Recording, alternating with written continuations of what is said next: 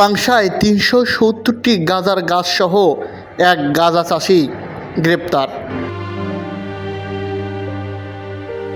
রাজবাড়ীর পাংশায় ৩৭০টি গাঁজার গাছসহ এক চাষিকে গ্রেপ্তার করেছে পাংশা মডেল থানা পুলিশ। মঙ্গলবার বিকেলে উপজেলার সরিষা ইউনিয়নের ব্যাসপাড়া গ্রাম থেকে গাঁজার গাছসহ চাষিকে আটক করা হয়। আটককৃত ওই চাষির নাম শহীদুল ইসলাম। সে একই এলাকার হামিদ মণ্ডলের ছেলে।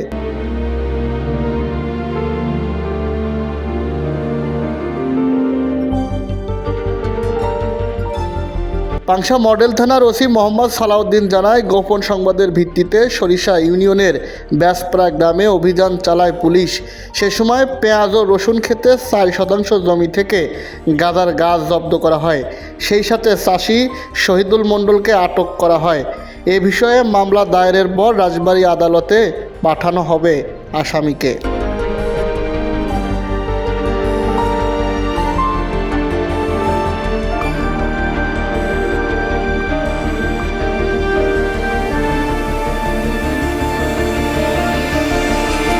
এইগুলো কি গাছ?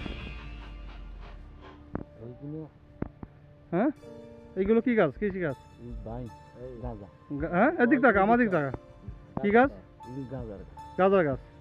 তোমার নাম কি? বাপের নাম? গ্রামের বাড়ি? ও আচ্ছা। এই গাঁজা গাছ কিভাবে লাগাইছো? কিভাবে?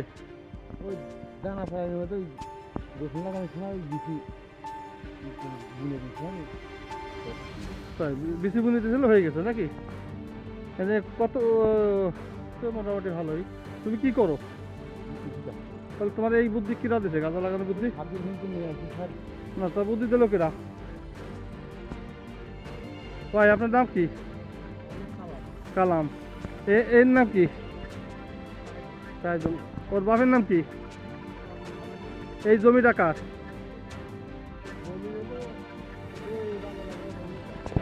ওই শাহিদুল বন্ধু রাখছে। কার জমিটা মূল মালিক কিরা? কাইসার। আচ্ছা, তাহলে আপনার নাম কি বললেন? বাপের নাম? মাসাম মণ্ডল। গ্রামের নাম? বেসপাড়া। তুমি যে গাছ লাগাইছো, গাঁজার গাছ, এটা কি তুমি ভুল করছো? ভুলই করেছি স্যার। আমার আব্বা বহাবই করছে। আমি কইছি যে আমি কামরা কমিয়ে গেছে। হ্যাঁ, এগুলো ফেলা দেবো নিজের সময় এটি ফেলা দিচ্ছি। আচ্ছা, ঠিক আছে। ভিডিও দেন। কিন্তু তো কাঁচা গাছ তো স্যার, কেবল 1 ফুট 1.5 ফুটের হয়েছে।